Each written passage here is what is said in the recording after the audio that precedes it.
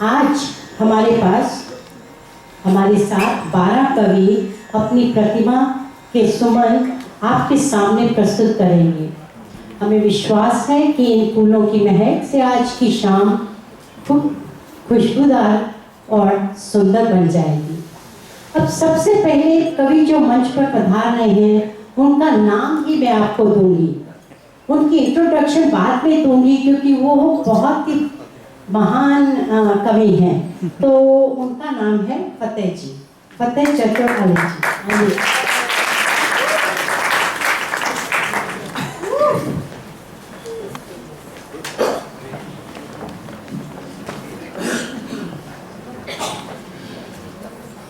शुक्रिया मीरा जी। अब पता नहीं मुझे सबसे पहले क्यों भेजा जाता है, शायद माइक टेस्टिंग करने के लिए या मेक श्योर करने के लिए कि बाकी कवियों को कोई दिक्कत ना हो। तो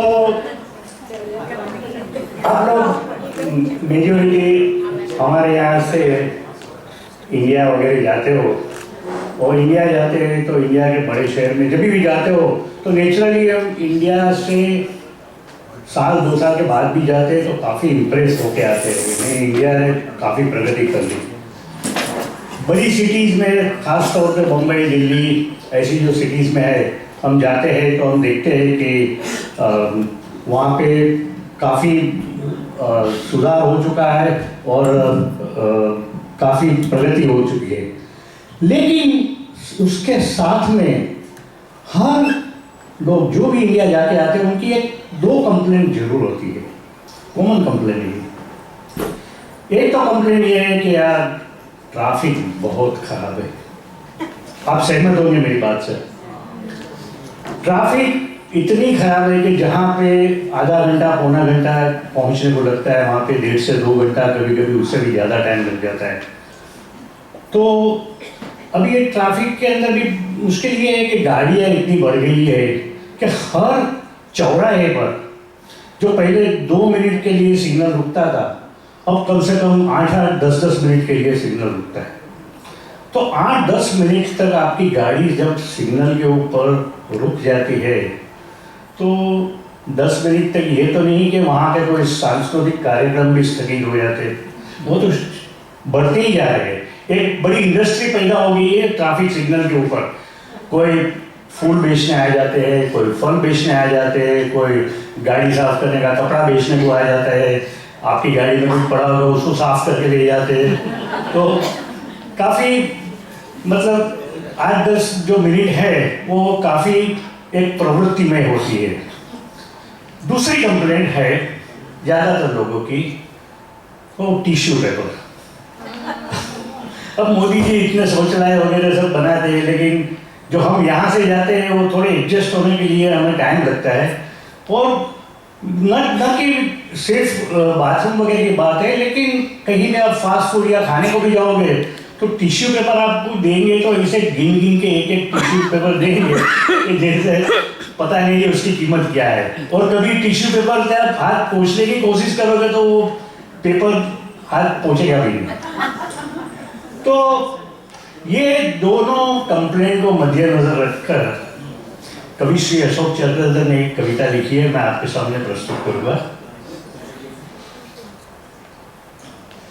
चौराहे पे हुई लाल बत्ती, चौराहे पे हुई लाल बत्ती और स्टीयरिंग से हटाकर हत्ती, जैसे ही मैंने कार का शीशा खोला 50 के 5 एक आदमी बोला।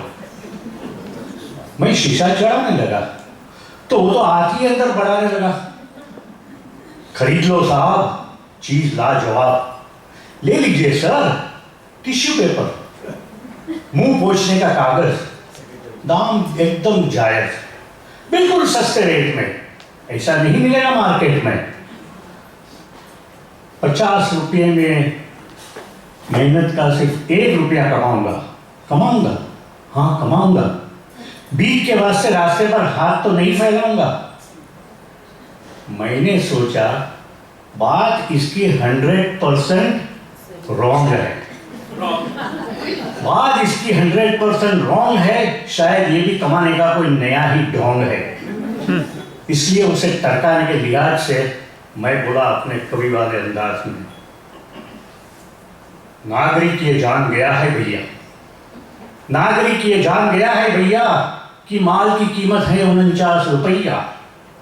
1 रुपया तुम्हारी जायज कमाई, लेकिन मेरे नाजायज भाई तनिक ई तो बतावा का हम कछु और नहीं पहुंच सकत है मुंह के अलावा।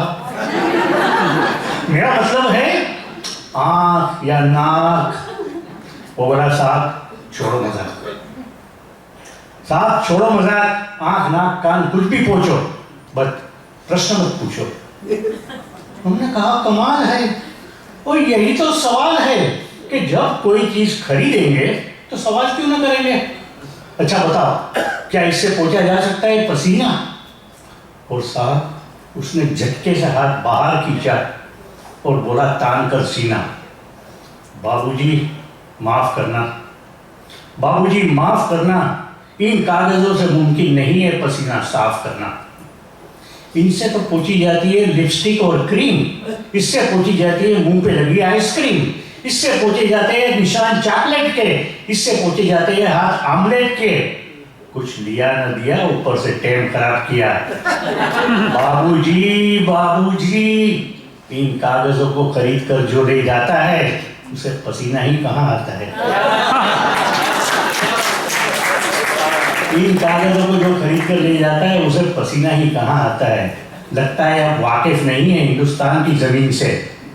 यहाँ पसीना पहुंचा जाता है आस्तीन से।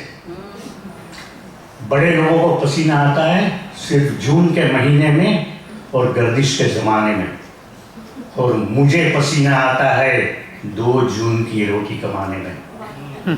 बात करते हो पसीने की, अरे जुगत करो कोई जीने की, जुगत करो कोई जीने की। सवाल करते हो पसीने पर, अरे लिखना है तो फेंक दो कागज और लिखो मजदूर के सीने पर। 15 दिवस जला बस चूल्हा, 15 दिवस जला बस चूल्हा, और मेहनत हुई महीने की। सूरज आया सुखा न पाया झिलमिल बूंद पसीने की।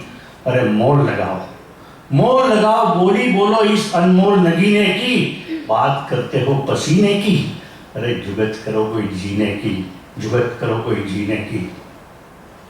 इतना कह के उसने जो मेरे सामने घूरा, मैं तो हिल गया पूरा का पूरा। माथे पर पसीने की कणें आ गई महीन महीन से। उसके सामने ही पोंछ डाली अपने कुर्ते की आस्तीन से। अरे ये तो मुझ मस्करी के साथ भी मस्करी हो गई।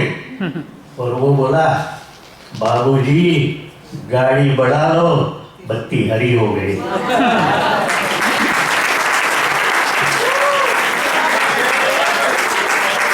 धन्यवाद फतेह जी।